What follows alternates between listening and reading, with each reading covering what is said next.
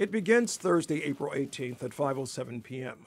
3 days after the bombings, the FBI releases photographs of bombing suspects number 1 and number 2 with a warning to the public. We consider them to be armed and extremely dangerous. The city and law enforcement are on edge. At 10:10, nearly 5 hours after the FBI press conference, a 7-Eleven store in Cambridge is robbed. About 10 minutes after that, Cambridge police respond to reports of shots fired on the MIT campus. Push that ALS unit off the down. At 10:31, MIT officer Sean Collier is fighting for his life.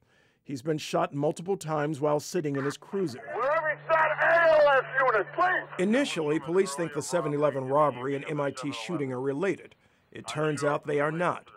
But police wonder, could either crime be connected to the marathon bombing manhunt? Carjacking occurred at Richie Shell. At 10:58 p.m., a Mercedes SUV is carjacked in Brighton. The victim, Danny, tells WGBH that after a nearly hour-long trip through several communities, he escaped, then told police the hijackers were the marathon bombers. Police traced the car to Watertown using the vehicle's tracking device and the victim's cell phone. Just past midnight on Friday, Watertown police spot the carjacked Mercedes and a green sedan in the vicinity of Dexter Avenue. They chase both cars while bombs are being tossed at them.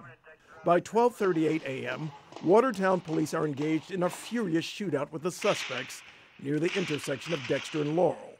Watertown Police Chief Ed DeVoe calls for backup. Any officer that's on duty was notified to do that. So we didn't know what we were up against.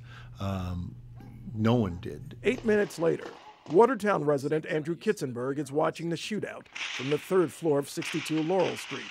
He documents the firefight with a smartphone camera. I saw 2 men taking cover behind a dark SUV, and they were shooting down Laurel Street towards officers. And I also had the vantage point of seeing at the end of the block the officers. And it looked to me like there were about 4 or 5 police vehicles at the end of Laurel Street. It really was a firefight. There was a lot of gunshots going off, but I couldn't really tell who was shooting when. Kitzenberg says the men also set off explosives. Yes, there were a few bombs that went off throughout the gunfight, and there were 2 smaller explosions, or I guess 2 explosions and one much larger explosion. While the timeline lays out the dramatic events, WGBH News has spent months trying to get answers to what happened that night from Cambridge to Watertown. We've talked to police on and off the record, a police trainer, and eyewitnesses. Among the many unanswered questions, why were so many bullets fired? At least a dozen homes were hit that night, including that of Andy Fellner and his wife Michelle Smith, who woke up to the sound of explosions and gunfire. Something was dropping in the house, and it was a sound that I had never heard before. And then we picked these items up that were flying in our house, and we realized pretty quickly that they were bullets. Fellner says one bullet came within 12 inches of his toddler son's bed. Most of the bullets that struck homes were fired by police, and while they argue the circumstances necessitated extreme action, Boston police policy, for example, states fire only when reasonably certain that there is no substantial risk to bystanders. Andrew Kitzenberg says his roommate got up from his chair just moments before a bullet came through the wall. And it had penetrated the wall and the desk chair clean through. Also that night, MBTA police officer Richard Donahue was shot and severely wounded, leading to another lingering question: who shot him? While the state has charged Dzhokhar Tsarnaev with the murder of police officer Collier and other crimes, no one has been charged with shooting Officer Donahue. But eyewitnesses tell us they saw newly arriving police accidentally shoot Donahue while firing at Dzhokhar Tsarnaev in the stolen SUV. And another nagging question: how did Dzhokhar Tsarnaev elude police? Several eyewitnesses say Tsarnaev ran over his brother and then rammed the stolen SUV into 2 police cars that were blocking the road. Officers chased him on foot. He then ditched the car and ran off. It would be 16 hours before the youngest Tsarnaev was located hiding in a boat, bringing us to this final question. Why did police say they exchanged gunfire with Dzhokhar Tsarnaev when it turned out that he was unarmed? We set up a perimeter around that boat, and over the course of the next hour or so, we exchanged gunfire with the suspect who was inside the boat. And ultimately, the hostage rescue team of the FBI made an entry into the boat and removed the suspect who was still alive in the boat. But police now say that the Tsarnaevs had only one firearm that night, a Ruger semi-automatic pistol, and it was recovered at the scene of the shootout. Still, Boston Police Commissioner Ed Davis told us at his recent retirement press conference that law enforcement could not have coordinated better. I could not have hoped for better cooperation, coordination, and communication. It worked very, very well. And Watertown residents, even those who experienced close calls with bullets penetrating their homes, had mainly praise for law enforcement officials. I think that given the conditions they were forced to do a job that they were not trained to do at all, and I don't fault them for anything that happened.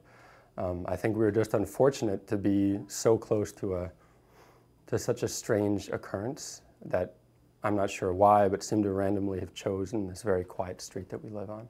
Meanwhile, a police source told WGBH News that the scores of officers who responded to Watertown without direct orders led to a communications breakdown in the first 2 hours of the crisis.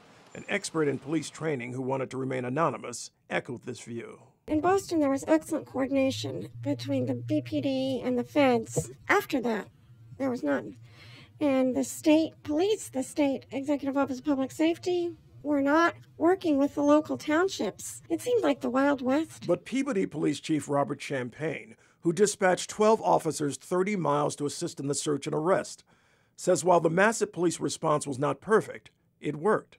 We learn lessons all the time, so I think this is really a great opportunity to point out we did a lot of things right those days, and there's other things that we look at and talk about later and say, what could we do better the next time?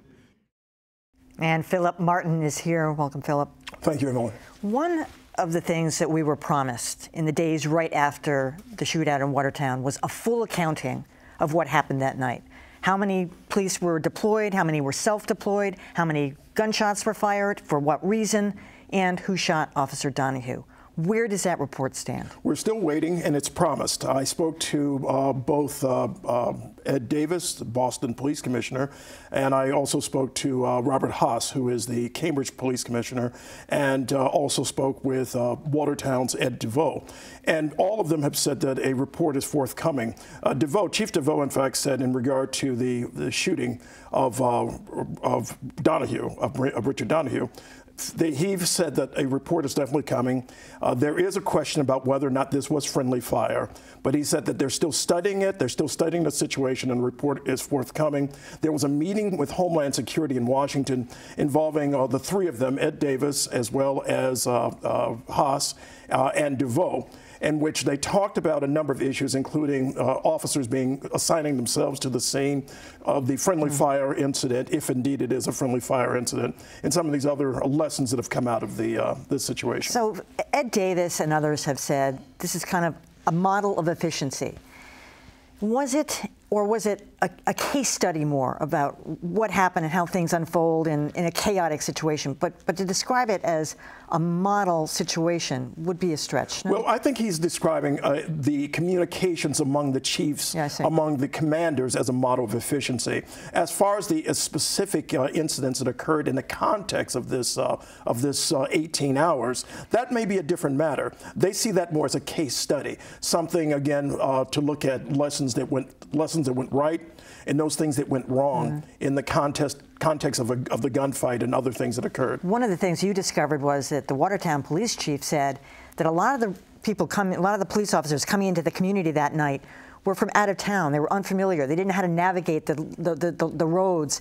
They didn't know the neighborhoods at all. So that might have contributed to the fact that Dzhokhar Tsarnaev got away, and he knew that neighborhood very, very well. That's absolutely right. He'd been in that neighborhood. He had a friend on Boylston Street in that neighborhood. He knew the back streets. There's still a question of why he made a U-turn to go down Laurel and up to Spruce.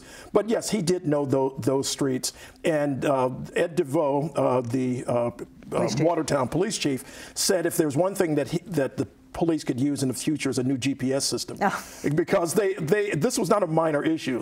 These police officers were indeed lost in this neighborhood, which is more like a labyrinth. All right, Phil Martin, thanks for that. Thank you, Emily.